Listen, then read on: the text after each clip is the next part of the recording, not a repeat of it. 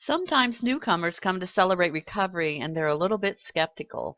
They'll ask us, how can just sitting around talking about my problems with other people help my recovery? Shouldn't there be a trained counselor making suggestions or giving advice? If a person needs a trained counselor or professional assistance, they should get that help. But Celebrate Recovery is different. In Celebrate Recovery, the program itself is the counselor. So the real question is, first, how does the program work? And secondly, why does it work? First of all, in Celebrate Recovery, we aren't just sitting around talking about our problems. Rather, Celebrate Recovery guides us along a path of 12 steps that help us change our lifestyle. That's how CR works. And at the same time, we're learning 8 principles that help us improve the way we think. That's why CR works.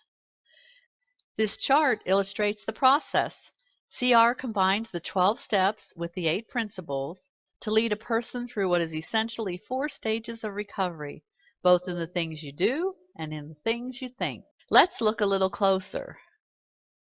In the first 3 steps, we address reality by admitting that we really do have thoughts and actions that need to change. At this point, we also begin to realize we are powerless to make those changes ourselves. After all, if we could change ourselves, we would have done it a long time ago, right? So we look for help elsewhere, in a higher power. That would be Jesus Christ as he's revealed in the Bible. Along with these first 3 steps, we also learn 2 principles that teach us humility. Humility means we begin to see ourselves as we truly are. With humility comes reconciliation, or the opportunity to get right with God.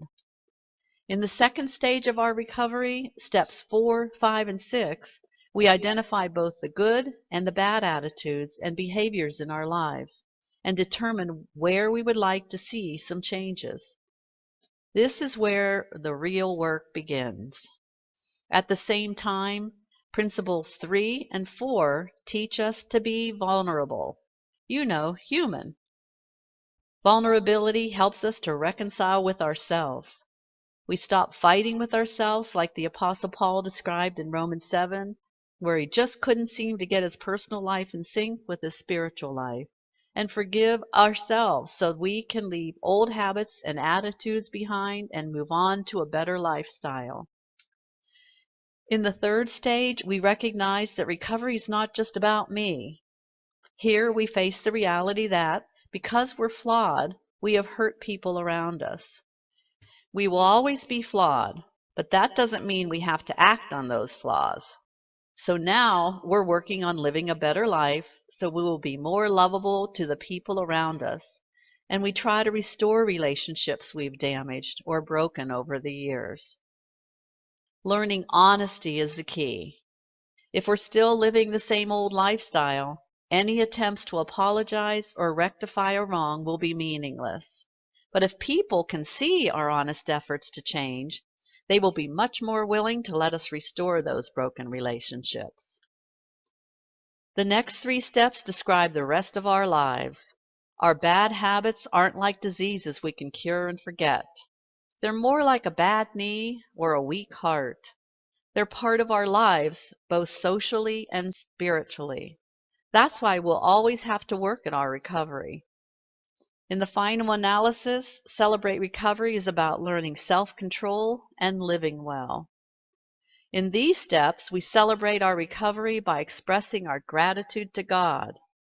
We continue to watch our lives carefully, making additional refinements as God reveals our more subtle flaws that perhaps we were not even aware of when we started this journey.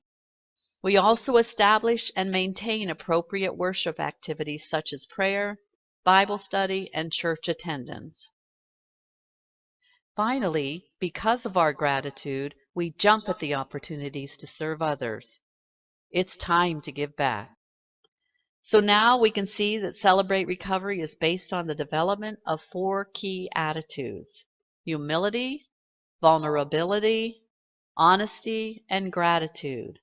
By combining these attitudes with the 12 action steps, we achieve the 4 life goals of reconciliation with God, reconciliation with self, reconciliation with others, and giving back.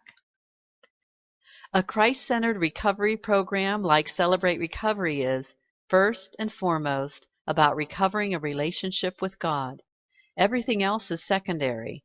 If you've come to Celebrate Recovery seeking an escape from the consequences of past actions or, perhaps, hoping for a better way of living, start by seeking a relationship with God. All the good things that come with recovery come as a benefit of that relationship. In recovery, we know we're still just flawed people, but we're also beginning to realize just how much God loves us.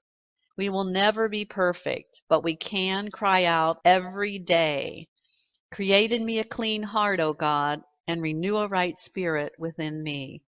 This is how we celebrate recovery. And that's how and why Celebrate Recovery works. It's a guided process of personal rehabilitation for both the mind and the lifestyle.